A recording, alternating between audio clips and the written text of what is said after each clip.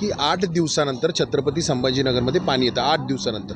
मग तिथल्या लोकांची 16 लाख लोकांची अवस्थेचा तुम्ही विचार करा. मग 25 वर्षामध्ये ज्यांच्या हातामध्ये सत्ता होती, ज्यांना काम करायला पाहिजे होतं, ते जर काम करू शकत नसतील, मी काय निर्णय घ्यायचा आज? मी त्यांच्या विरोधामध्ये भांडलो आहे. मला कुठेतरी असं वाटलं की मला आता इथं थांबलं पाहिजे. आज नाशिक, पुणे, मुंबई ह्याची डेव्हलपमेंट का झाली आणि संभाजीनगरची डेव्हलपमेंट का झाली नाही याचा कोणी विचारच करत नाही. मला असं वाटलं की मी शिंदे साहेबांकडे गेलो, साहेबांना बोललो. शिंदे साहेबांनी देखील मला 2 गोष्टी सांगितल्या. वाद आणि भांडण महाराष्ट्रापेक्षा मोठा नाही असं म्हणत राज ठाकरे यांनी आजच्या पत्रकार परिषदेमधनं सत्ताधाऱ्यांना इशारा दिला आहे. एका बाजूला दोघं ठाकरे भाऊ एकत्र येण्याची घोषणा मुंबईत होते आणि दुसऱ्या बाजूला छत्रपती संभाजीनगर मनसे जिल्हाध्यक्ष सुमित खांबेकर आपल्या पक्षाला रामराम ठोकतात. आपल्यासोबत सुमित आहे. सुमित, तुम्ही आज मनसेला रामराम ठोकलाय, काय कारण नेमकं? मुळामध्ये 25 वर्षापासून छत्रपती संभाजीनगरमध्ये शिवसेना उद्धव ठाकरे गटाची सत्ता होती. मी 17 वर्षापासून मनसेमध्ये मी त्यांच्या विरोधात भांडतोय. एकच बेसिकली मुद्दा मांडतो की 8 दिवसानंतर छत्रपती संभाजीनगरमध्ये पाणी येतं 8 दिवसानंतर. मग तिथल्या लोकांची 16 लाख लोकांची अवस्थेचा तुम्ही विचार करा. मग 25 वर्षामध्ये ज्यांच्या हातामध्ये सत्ता होती, ज्यांना काम करायला पाहिजे होतं, ते जर काम करू शकत नसतील, मी काय निर्णय घ्यायचा आज? मी त्यांच्या विरोधामध्ये भांडलो आहे. मला कुठेतरी असं वाटलं की मला आता इथं थांबलं पाहिजे. साहेब, पक्षाने निर्णय घेतला, पक्षाचा निर्णय असेल त्याला मी सन्मान करतो, परंतु मला कुठेतरी असं वाटलं की मी आता थांबलं पाहिजे आणि मी माझा निर्णय घेतला. माझी कमिटमेंट छत्रपती संभाजीनगरच्या लोकांसाठी आहे, तिथल्या डेव्हलपमेंटसाठी आहे. मी आज सांस्कृतिक मंडळावर भाषण केलं, त्यावेळेस देखील मुद्दे मांडले. आज नाशिक, पुणे, मुंबई ह्याची डेव्हलपमेंट का झाली आणि संभाजीनगरची डेव्हलपमेंट का झाली नाही याचा कोणी विचारच करत नाही. मला असं वाटलं की मी शिंदे साहेबांकडे गेलो, साहेबांना बोललो. शिंदे साहेबांनी देखील मला 2 गोष्टी सांगितल्या आणि शिंदे साहेब मला सांभाळू शकतात, माझ्यासारख्या कार्यकर्त्याला सांभाळू शकतात.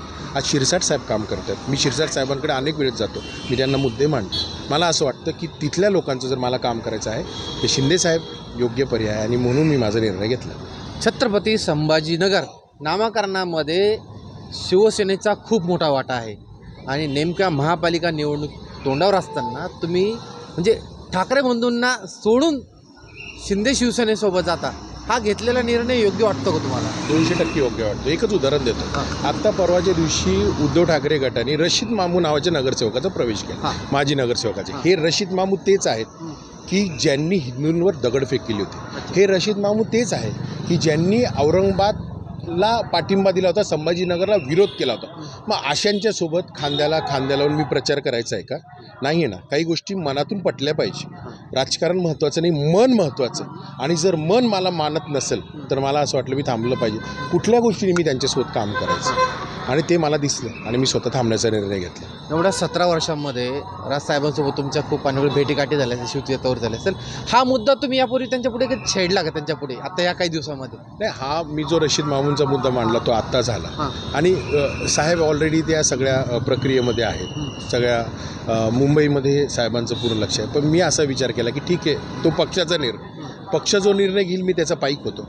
आज मी माझा निर्णय घेतला. मी माझी कमिटमेंट खाली आहे आणि मी माझ्या कार्यकर्त्यांना सांगू शकत नाही काही गोष्टींची उत्तरं.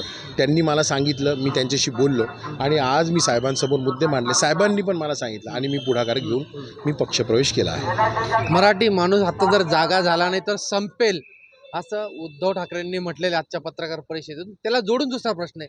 राज ठाकरे असं देखील म्हटलेलं आहे की राज्यामध्ये मुलांना पळवणारी टोळी तयार झाली आहे, त्यामध्ये 2 जणांचा सहभाग मोठ्या प्रमाणात आणि तुम्ही नेमक्या म्हणजे पळवणाऱ्या टोळीमध्ये तुम्ही सामील झालात, हे तुम्हाला लागू होतंय का आता?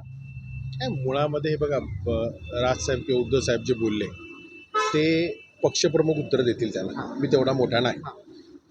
परंतु तुम्ही जो दुसरा पहिला मुद्दा मांडला, कुठला मला मी विस्मरत झाला, कुठला मुद्दा मांडला? मराठी माणूस जर जागा झाला नाही. छत्रपती संभाजीनगरमध्ये राहणारा 95% माणूस हा मराठी आहे. छत्रपती संभाजीनगरमध्ये निवडून येणारे सर्व लोक हे मराठी आहेत, बरोबर.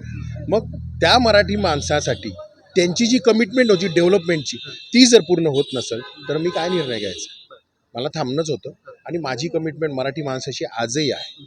माझी कमिटमेंट हिंदुत्वाशी आजही आहे आणि त्याच्यामुळेच मी स्वर्गीय बाळासाहेबांचा भगवा जो आहे तो हाती घेतला आणि कार्यकर्ता म्हणून मी पुढे जाईल. काही आशेने तुम्ही शिंदे शिवसेनेकडे गेले असं बोललं जात आहे. आता तुमच्या विरोधात चर्चा पण सुरू झाली आहे. नाही, मला कुठल्या आशाने असं असलं असतं तर मी उघडपणे बोललो असतो. आणि हा निर्णय तुम्ही कुठेही बघून घ्या.